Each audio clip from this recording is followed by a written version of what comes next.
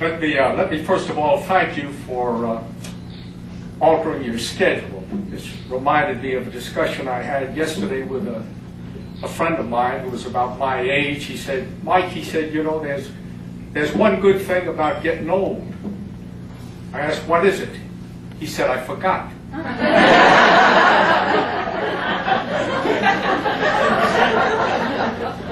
I'm here a day early, and I thank you for the adjustment. I actually started my collegiate teaching career at Georgia State University when I was 24 years old. I had just completed a few years as an enlisted person in the military. I had a PhD in hand from New York University, and I knew absolutely nothing at all.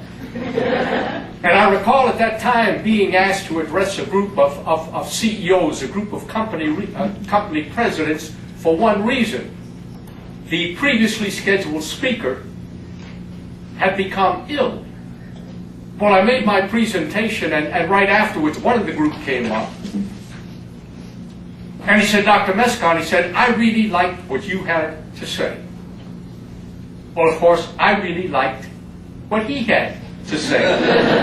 I especially appreciated the comments because they were coming from Dick Rich, Richard H. Rich, who at that time, he was a president, he was the CEO of Rich's, truly one of the great department stores in the world, but long before Rich's became part of the Campo, then of the Federated Group. Mr. Rich asked, do you teach management? I said, yes, sir.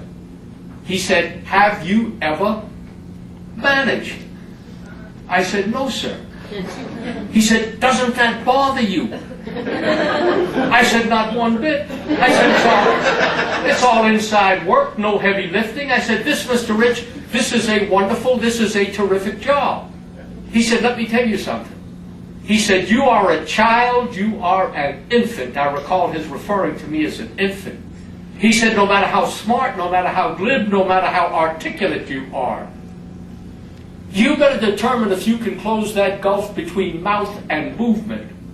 Because if you can't, psychologically at least, you will always have a credibility problem. He said, now you come with me.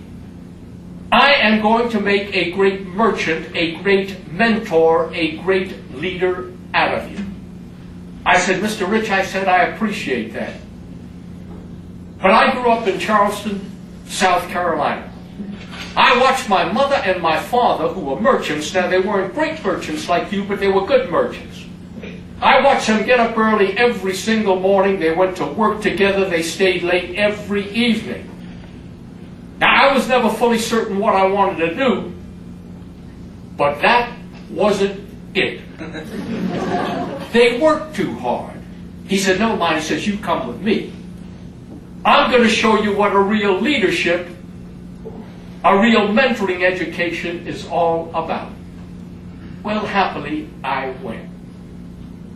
And it was one of the finest postdoctoral programs a 24-year-old know-nothing could receive. And I helped run Rich's old Stewart Avenue warehouse. I managed their wrapping and packing and delivery operation. But what I really learned was the magic, was the excitement, was the electricity that can be generated by one individual in a power position, one leader, one role model, one mentor, one of you who is truly there. Come back, if you will, please, to a Christmas Eve many years ago. It was suggested I use a phrase many years ago instead of giving the date. Someone said you give the date, the audience wonders, my God, will he be able to complete the presentation? It was 10 p.m. The store officially was closed for 30 minutes.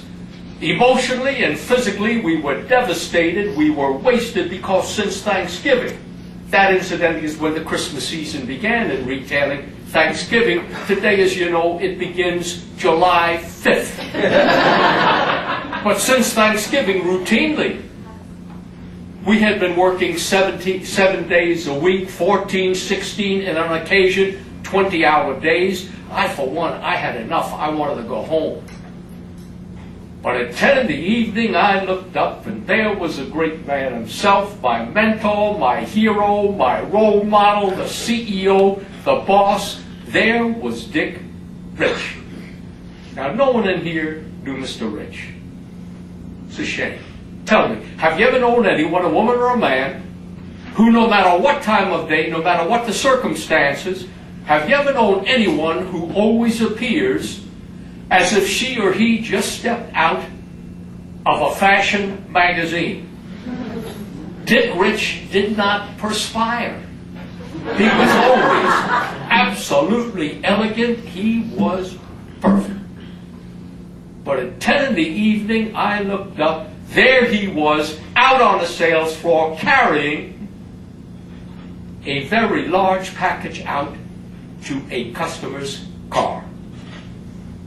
2 messages. Number 1, no one had to tell me who the boss was. Boss, incidentally, was not Dick Rich. The boss was the stakeholder, the customer. Number 2, no one had to explain to me what I was supposed to do when I came to work each morning. Simply stated, morally and ethically, what I was supposed to do was whatever it was that had to be done.